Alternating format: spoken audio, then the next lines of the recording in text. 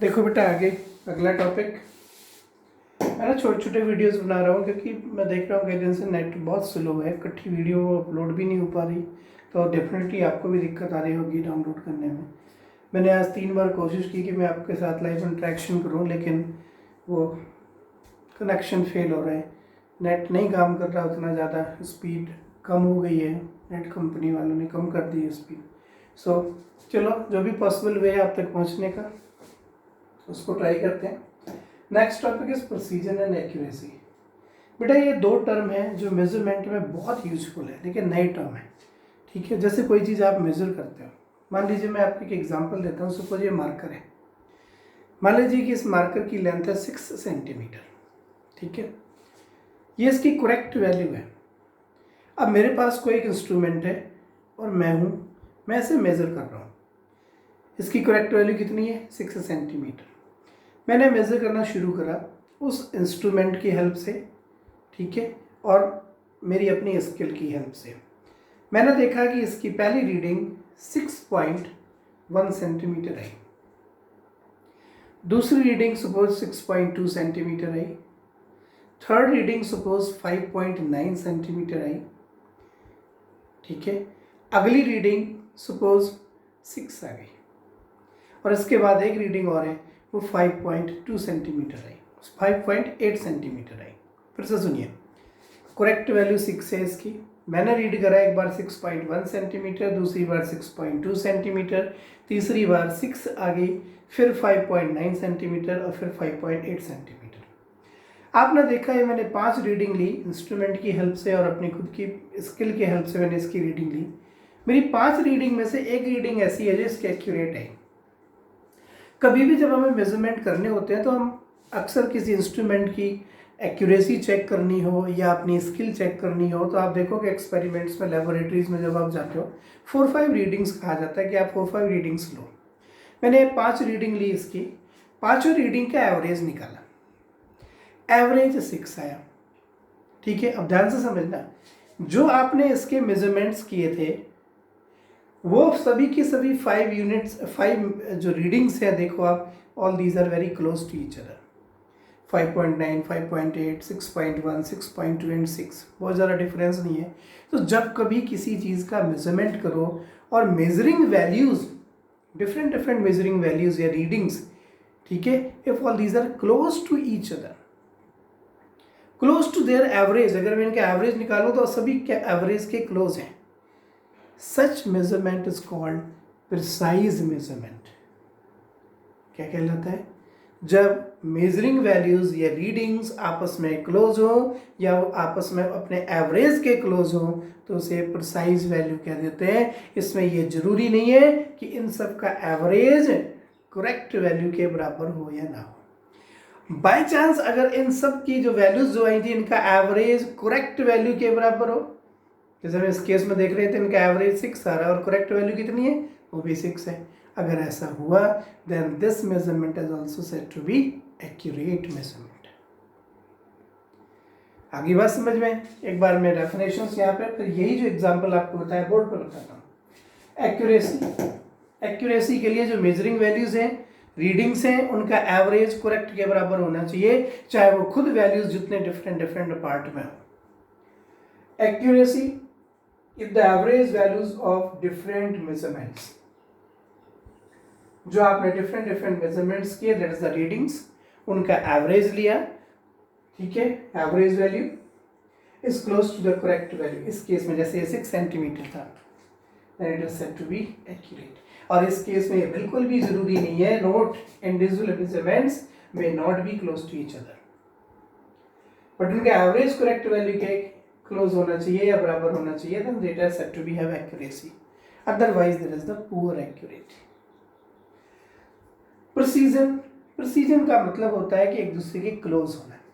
इसमें क्या है, जब आप वैल्यूज लोगे, if the values of different measurements is close to each other, जो वैल्यूज आप मेजर कर रहे हो वो आपस में बहुत ज्यादा गैप पे ना हो, and hence close to their average, definitely average के भी क्लोज होंगी, जब आपस में एवरेज क्लोज है तो एवरेज के भी क्लोज होंगी, and it is said to be precise measurement.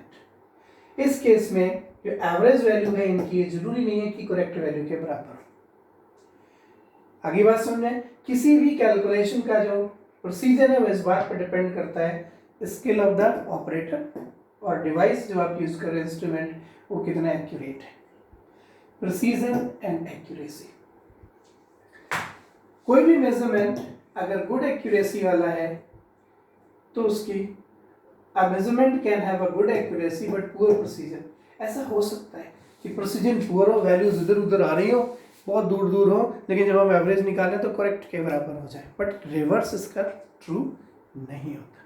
For example please ध्यान दीजिए, ये डेफिनेशन से सब्जेक्टिव पॉइंट ऑफ व्यू से अगर आपको लिखने को आता है, लेकिन इन वर्ड्स की एक्चुअल मीनिंग क्या है बहुत ध्यान से ईयरफोन लगा के प्लीज मेरे इस एग्जाम्पल को समझना। आप एक बार में समझ जाओगे, अदरवाइज इस टॉपिक में बच्चे कंफ्यूज होते हैं कि क्या कह गए सर, क्या था इसका मीनिंग, हमें नहीं समझ आया। मैं यही एग्जाम्पल जो मैंने आपको वर्बली एलोबरेट करा था मैं बोर्ड पर लिखता हूँ। Suppose length of the marker pen is 6 centimetre, ये करेक्ट वैल्यू है, करेक्ट रीडिंग है इसकी। मान लीजिए मैंने फिजिक्स की लैब में आपको भेज दिया, ठीक है, वर्नियर कैलिपर्स देके, do you heard of name vernier callipers, screw gauge. Vernier callipers is used to find out the depth, vernier callipers is mainly used to find out the depth as well as diameter. तो मैंने मान लीजिए इसकी depth नापी, total इसकी length है, इसकी length भी नाप सकते हैं उससे, 6 सेंटीमीटर है।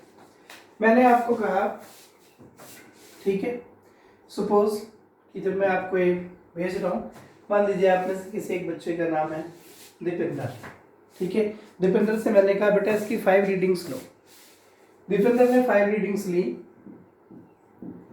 और वो 5 रीडिंग्स एक स्केल पे मार्क कर दी।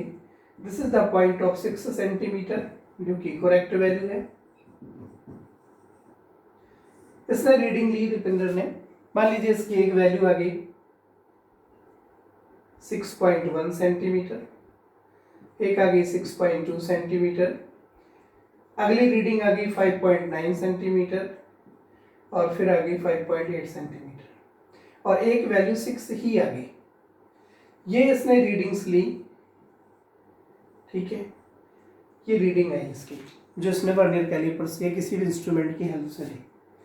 बेटा मैं इस मेजरमेंट को क्या कहूँगा, अगर आप डेफिनेशंस को ध्यान से समझ पाए हो तो इस मेजरमेंट को मैं कहूँगा all these values are very precised values because all these values are very closer. अगर आप इन सभी 5 वैल्यूज का एवरेज लो तो इनकी एवरेज वैल्यू भी कितनी आई, एवरेज वैल्यू भी 6 आएगी। सो अगर इंडिविजुअल वैल्यूज क्लोजर हो, उनका एवरेज भी क्लोजर हो, then data is said to be have good precision. और यहाँ पे तो आप देखो जो एवरेज है वो करेक्ट के बराबर है, और जब कभी किसी इंडिविजुअल रीडिंग्स का एवरेज करेक्ट के बराबर हो जाए then it is also said to be have good accuracy. मैं यहाँ पे लिखूंगा this measurement has good accuracy and good precision.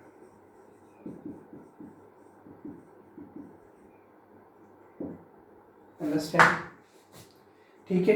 अब मान लीजिए मैंने किसी और दूसरे स्टूडेंट को, सपोज ये दीपिंदर की रीडिंग है, मतलब हम कहेंगे दीपिंदर ने जो मेजरमेंट कराया it has good accuracy and good precision. मान लीजिए हमारे इस ग्रुप में एक स्टूडेंट निधि भी है। मैंने निधि को कहा बेटा आपने भी इस मार्कर की लेंथ फाइंड आउट करनी है, 5 रीडिंग आपने लेनी है, करेक्ट वैल्यू 6 है। इसने भी मेजरिंग इंस्ट्रूमेंट लिया और ये स्केल था, इस पे मेंशन करा ये 6 सेंटीमीटर का मार्क है जो करेक्ट है, ठीक है। बाई चांस सपोज करो इसकी पहली रीडिंग आ गई, पता नहीं कैसे मेजर करा इसने, या तो इंस्ट्रूमेंट में प्रॉब्लम थी या इसके स्किल में प्रॉब्लम थी। सपोज इसकी एक रीडिंग आ गई 4 सेंटीमीटर, करेक्ट वैल्यू 6 है, बट इसने पता नहीं कैसे नापा, एक आ गई 6। 4, ठीक है, एक आ गई 5, एक आ गई 6, थोड़ा सा सांस में सांस है इसको लगा, हाँ ठीक है, बट फिर गलती होनी शुरू हो गई, एक आ गई 7 सेंटीमीटर और एक आ गई 8 सेंटीमीटर। सपोज इसकी 5 रीडिंग्स आई, ये all 5 readings have some gap, these are not much closer, जो हम कह सकते हैं, क्योंकि किसी भी स्केल में बहुत माइक्रो मिली वाले साइन भी होते हैं, बट उनमें काफ़ी गैप है एज कम्पेयर टू दिस। लेकिन हुआ क्या कि जब मैंने इस मेजरमेंट का एवरेज फाइंड किया, average some of all and divide by 5 readings, हमने देखा एवरेज तो इसका सही हो गया, ठीक है। कहने का मतलब यह है कि जो निधि ने मेजरमेंट करा है, this measurement has poor precision, इसका प्रोसीजर अच्छा नहीं था। Procedure means individual readings, different reading should be closer to each other, ये क्लोजर नहीं है, but their average is closer to the correct. अगर एवरेज करेक्ट के क्लोजर हो जाए तो it is said to be have good accuracy.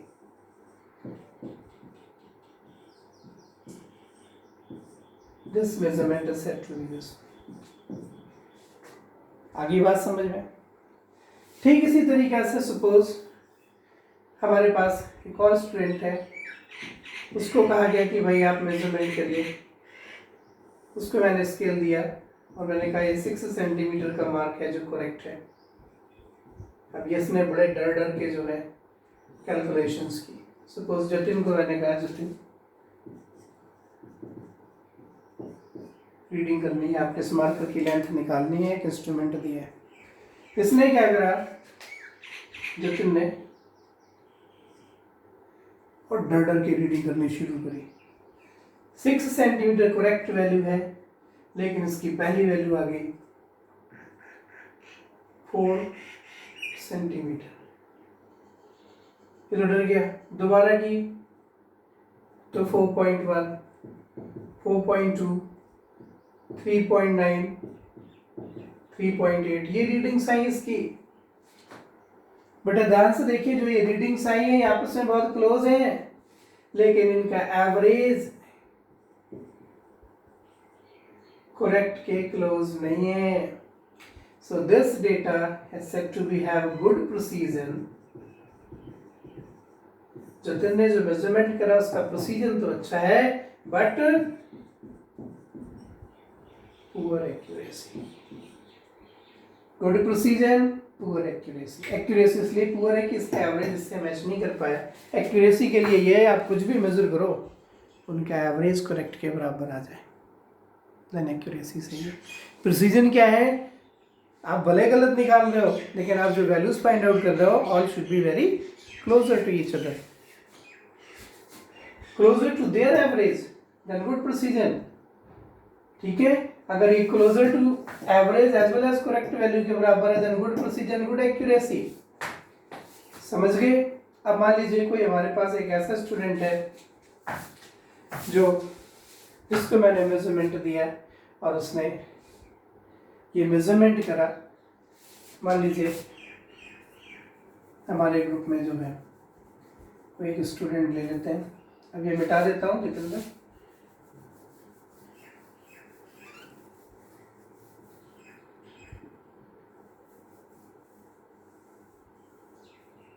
मान लीजिए मैंने, रवनीत है हमारे पास एक लड़की, ठीक है, रवनीत को दिया या फिर किसी और स्टूडेंट को दिया। नाम में क्या रखा है, मुझे सारे बच्चों के अभी नाम भी याद नहीं है, बट मान लीजिए कि हमने रवनीत को दिया या किसी और स्टूडेंट को दिया। उसने मेजरमेंट करना शुरू करा, उसे मैंने बता दिया कि ये 6 सेंटीमीटर का मार्क है जो करेक्ट वैल्यू है, और अब आप मेजरमेंट करिए। बेटा उसका मेजरमेंट कुछ ऐसे था, 6 करेक्ट वैल्यू है। अब हमें चाहिए कि जो वो वैल्यू फाइंड आउट कर रहा है, ठीक है, मान लीजिए जो वैल्यू है यहाँ पे पुअर एक्यूरेसी, प्रोसीजन भी गुड है। सपोज उसने पहली रीडिंग ली 3.5, दूसरी रीडिंग ली 4.5, तीसरी रीडिंग आई उसकी 6, फिर आ गई उसकी 6.2 और सपोज कोई वैल्यू आ गई 6.3 आ गई, सपोज कुछ इस तरीके से मान लीजिए। अब आप यहाँ पे देखिए, अगर आप इनका एवरेज भी निकालोगे तो करेक्ट वैल्यू के बराबर नहीं आना, और इंडिविजुअल वैल्यूज में भी काफ़ी गैप है। मतलब ना तो इनकी प्रिसीजन अच्छी है, ना ही इनकी एक्यूरेसी अच्छी है। इंडिविजुअल वैल्यूज में भी गैप है और इनका एवरेज भी करेक्ट वैल्यू के बराबर नहीं आएगा। तो रवनीत ने जो मेजरमेंट करा है, आप समझ लीजिए कि इट हैज पुअर प्रिसीजन, क्योंकि इंडिविजुअल वैल्यूज क्लोज नहीं है, एंड पुअर एक्यूरेसी इस करके, क्योंकि इन्होंने जो मेजरमेंट कर रहा है उसका एवरेज करेक्ट वैल्यू से मैच नहीं करेगा, इसका एवरेज 6 नहीं आएगा, कुछ और आ जाएगा। अंडरस्टैंड? प्रिसीजन और एक्यूरेसी को ऐसे समझिए। हाँ, अगर कोई बार बार रिपीटेड एरर कर रहा है, बार बार उसका प्रिसीजन सेम आ रहा है लेकिन एक्यूरेसी नहीं सही आ रही, तो उसको हम सिस्टमेटिक एरर कह सकते हैं कि वो तो सही कर रहा है, हो सकता है कि वो सिस्टम या डिवाइस इंस्ट्रूमेंट में एरर हो। सो प्रिसीजन एंड एक्यूरेसी, इसमें डिफरेंस क्या है, इनकी डेफिनेशंस क्या है, and explain with an example. आगे बात समझ में? आई थिंक बहुत ही सिंपल तरीके से समझाया गया आपको, आप समझ गए होंगे। ठीक है, चलिए एक बार आप उसको देखिए वीडियो को, तब तक मैं नेक्स्ट वीडियो बनाता हूँ।